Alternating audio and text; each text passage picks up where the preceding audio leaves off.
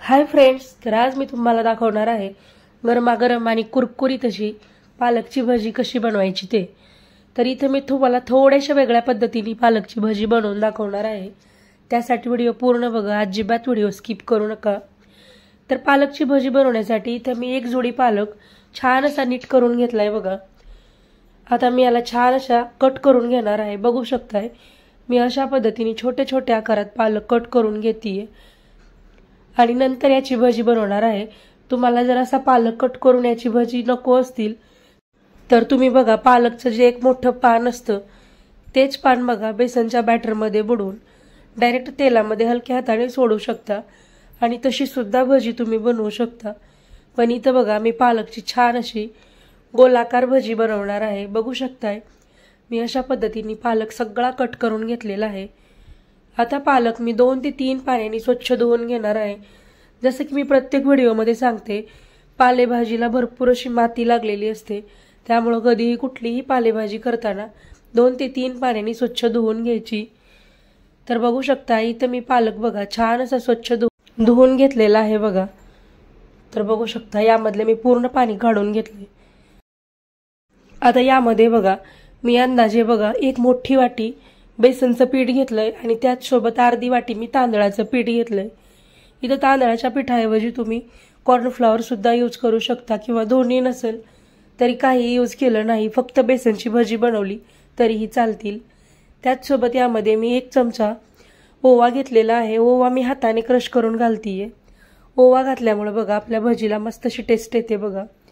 त्यानंतर यामध्ये 1 चमचा लाल तिखट घातलंय, चवीपुरतं मीठ घातलंय आणि अगदी चिमूटभर मी खायचा सोडा घातलेला आहे। आता याला बघा असंच मी छान असं व्यवस्थित मिक्स करून घेणार आहे। लगेच यामध्ये पाणी घालणार नाही, कारण पालक जी आहे तर पालकला बघा ऑलरेडीच भरपूर असं पाणी असतं, त्यामुळे बघा त्या अंदाजाने इथं पाणी घालायचं। तर बघू शकताय मी याला पहिल्यांदा छान असं व्यवस्थित मिक्स करून घेतलंय। त्यानंतर यामध्ये बघा थोडंसं पाणी टाकून बघा छान असं हे बॅटर बघा घट्टसर करून घेतलेलं आहे। बघू शकताय मी अशा पद्धतीचं पालक भजी बनवण्यासाठीचं बॅटर तयार केलेलं आहे, जास्त पातळ केलेलं नाही। इथं बघा भजी तळण्यासाठी ऑलरेडी मी कढईमध्ये तेल गरम करायला ठेवलं होतं। तेल गरम झालंय। आता यामध्ये बघा कुठलीही भजी असेल तर त्यासोबत खाण्यासाठी मिरची ही हवीच, त्यामुळे इथे मी 4 ते 5 हिरव्या मिरच्या बघा तेलामध्ये छान अशा फ्राय करून घेणार आहे।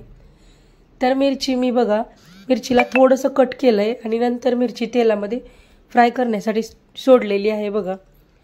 कधीही मिरची तेलामध्ये फ्राय करताना थोडीशी कट करून घ्यायची, नाहीतर मिरची आपल्या तोंडावर उडते बघा, तेलामध्ये फुटते आणि तोंडावर उडते, त्यामुळं कधीही मिरची फ्राय करताना थोडीशी कट करून घ्यायची।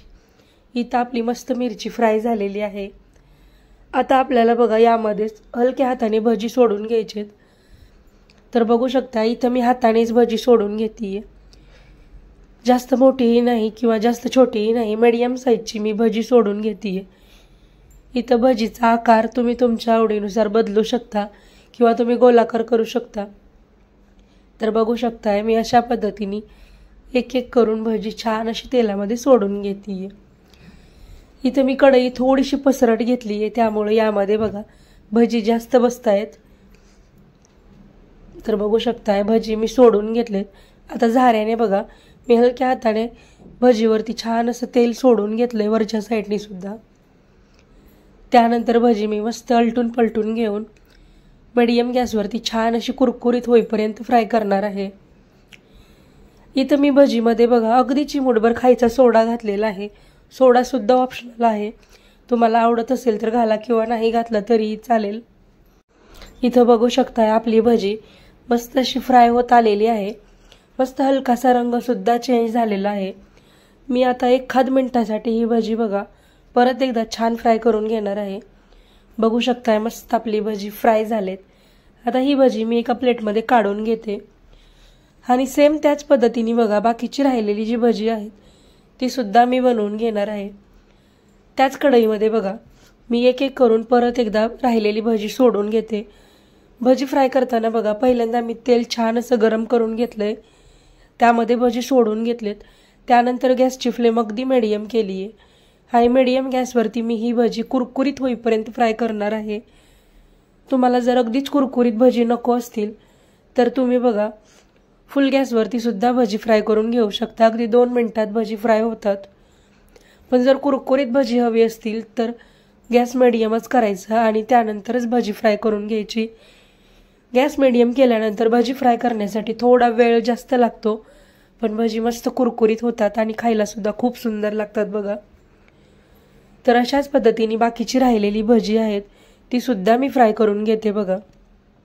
तर बघा सध्या पावसाळा चालू झालेला आहे, बाहेर मस्तसा पाऊस यायला लागलेला आहे। तर बघा घरामध्ये मस्त गरमागरम भजीचा बेत हा प्रत्येक घरात असतोच असा आहे, कारण पावसाळ्यामध्ये बघा सगळीकडे नॉर्मली भजी वगैरे बघा पावसाळ्यामध्ये जास्त बनवली जातात। तर बघा बाहेर मस्त पाऊस यायला लागलेला आहे आणि आज मी मस्तसा पालक भजीचा बेत केलेला आहे बघा। ही पालक भजी आणि त्यासोबत मी गरमागरम चहा सुद्धा करणार आहे। तर अशाच पद्धतीने बघा इथं आपली सगळी पालकची भजी तयार झालेली आहेत, बघू शकताय मस्त अशी दिसायला लागलेत। तर बघा ही गरमागरम पालकची भजी आणि त्यासोबत मिरची फ्राय केलेली आहे। या मिरचीवरती बघा मी थोडंसं मीठ टाकून घेते। इथं पालकची भजी बनवताना बघा मी थोडंसं लाल तिखट सुद्धा वापरलेलं आहे। इथं तिखटाचं प्रमाण सुद्धा तुम्ही तुमच्या आवडीनुसार कमी जास्त करा, किंवा तुम्ही त्याऐवजी 2-3 हिरव्या मिरच्या, अगदी 2-3 लसणाच्या पाकळ्या मिक्सरला छान फिरवून घेऊ शकता आणि त्याचं वाटण सुद्धा घालू शकता।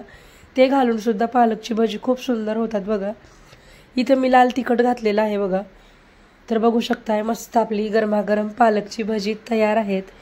तर तुम्ही सुद्धा बघा या पावसाळ्यामध्ये ही पालकची भजी घरी एकदा नक्की ट्राय करून बघा आणि कशी झाली ते मला कमेंटमध्ये सांगा। ही भजी बनवायला अगदी सोपी आहेत आणि झटपट तयार होतात बघा। तर तुम्हाला ही पालक भजीची रेसिपी कशी वाटली ते मला कमेंटमध्ये नक्की सांगा। व्हिडिओ आवडला असेल तर व्हिडिओला लाईक करा, शेअर करा आणि अशाच पद्धतीचे नवनवीन व्हिडिओ पाहण्यासाठी आपल्या चॅनलला नक्की सबस्क्राईब करून घ्या। भेटूयात परत एकदा नवीन व्हिडिओमध्ये, तोपर्यंत बाय बाय।